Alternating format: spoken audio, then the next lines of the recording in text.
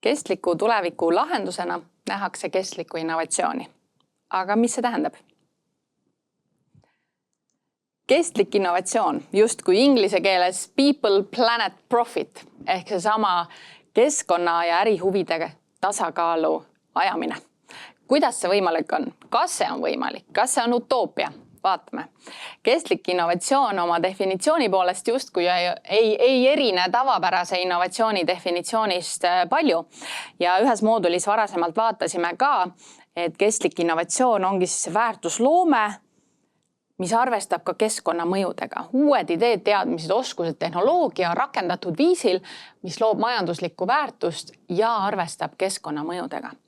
Kas ja kuidas see on võimalik, vaatame kohe tehnoloogia näidete varal. Kui siiamaani innovatsioonikultuuri komponendid on olnud inimesed, protsessid, andmed, tehnoloogia, siis tõepoolest nüüd on vaja väärtusloomesse tasakaalu saavutamiseks lisada üks komponent nimega keskkond juurde.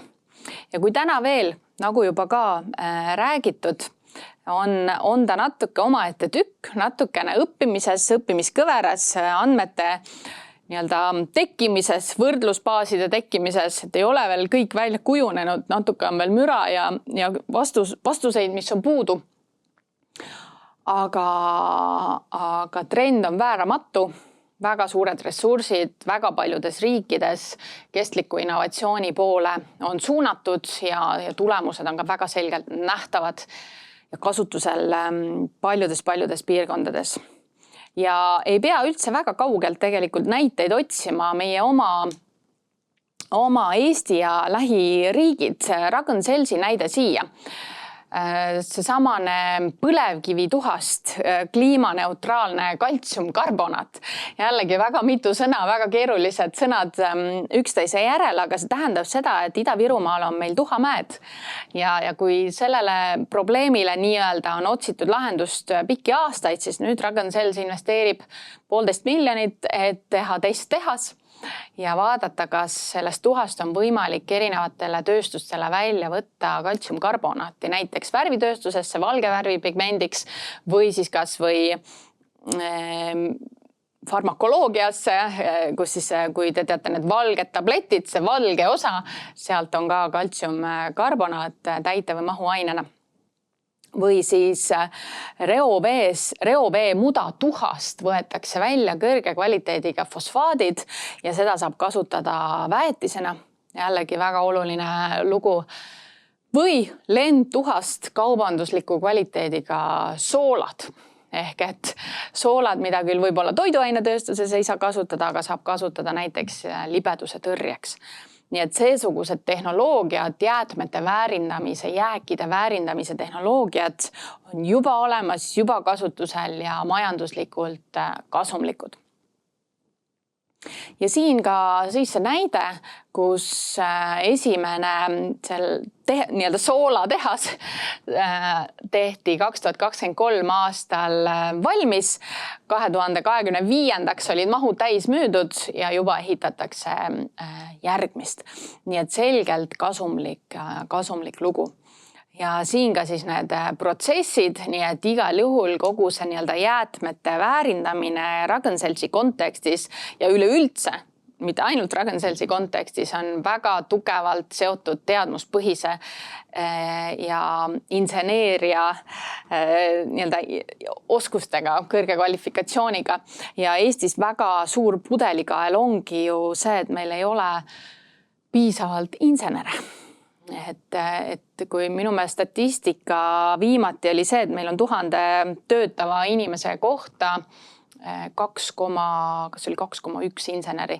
Nii et see pudelikael ka on kestliku innovatsiooni kontekstis oluline ja siin on ka riigil väga suur mõju.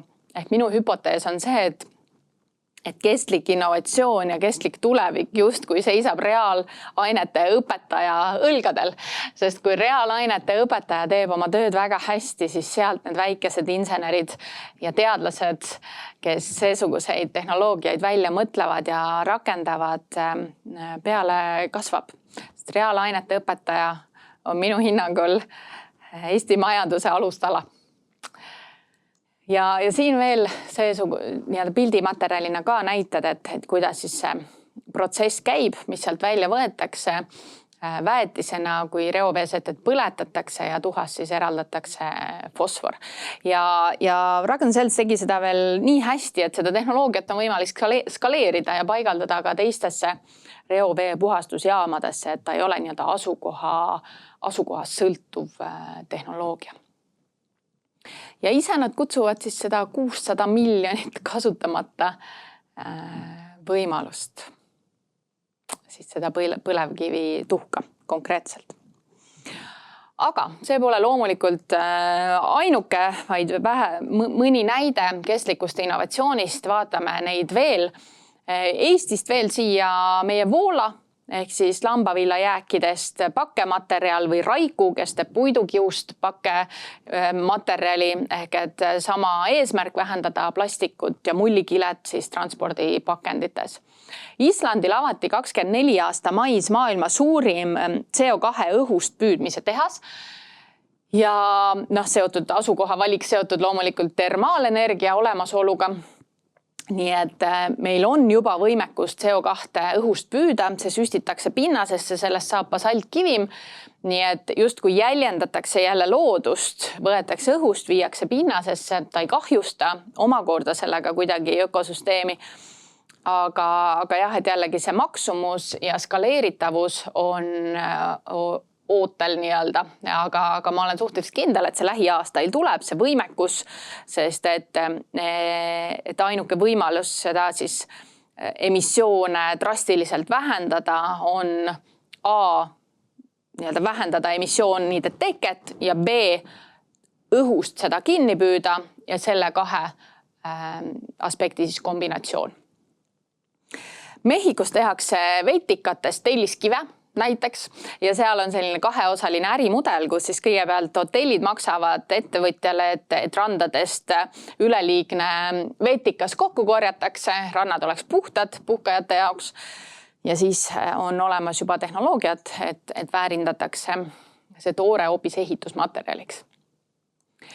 Hollandist siit võib olla üks näide, kus kanalite kaudu väga palju plastikhõljumit, prügi satub suurde veekogusse ja et see hõljum sealt tagasi lükata või kokku koguda, siis selle jaoks pandi kanalite alla sellised torud, suru õhk sisse, augud sisse, nii et tekkisid sellised mulliseinad, mis lükkavad siis selle kerge plastiku tagasi kollektoritesse. Ja see ei sega linde, veeloomi, kalasid, laevu, paate. Nii et täiesti nii-öelda lihtsuses peitub võlugeniaalne lahendus. Elektrienergial töötavad maanteetransport on juba olemas, küll aga ta on väga kallis, nii et see tehnoloogia ootab oma hinna murdmist. See on vääramatu jõud, tehnoloogia, mis on kasulik. Igal juhul ajalugu näitab, et alati see skaleeritavus ja hinna murdmine saavutatakse. Saudi Araabias kohanemine ja leevenemine tähendab seda, et keset linnaväljakuid on juba päeval nii kuum, et ei ole võimalik ringi käia ja seetõttu on linnaväljakute kohale pandud päikesevarjud ehk materjalitehnoloogia, et materjal, mis kannatab väga kõrget kuumust ja nii-öelda kehva tingimust, et ta ei muutu rabedaks, ei lähe katki ja nende päevavarjude all on ka niisutussüsteem ehk kui õhuniiskus langeb alla kriitilise piiri, siis need samad tornikesed seal ka õhku inimeste jaoks niisutavad. Lennundusest üks minu viimase lemmikuid näiteid tuleb Lufthansast, kes on hainaha imitatsiooni hakanud kleepima lennukitele. Ehk mitte päris hainahka, täpsustan, vaid hainaha imitatsiooni, et hai liigub vee all ülikiiresti.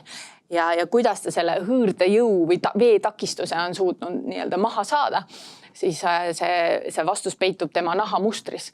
Ja seda nahamustri imitatsiooni on nüüd pandud kleebistele ja lennukeid on üle kleebitud ja sellega on saavutatud väga head tulemused, mis puudutab kütuse kulu vähenemist.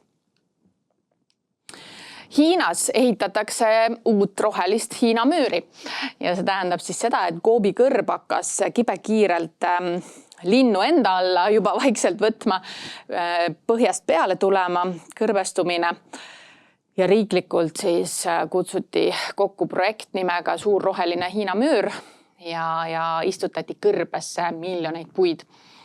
Selle jaoks mõeldi eraldi nii-öelda lahendus ja tehnoloogia välja, et kuidas see väike istik seal ellu jääb ja suureks kasvab.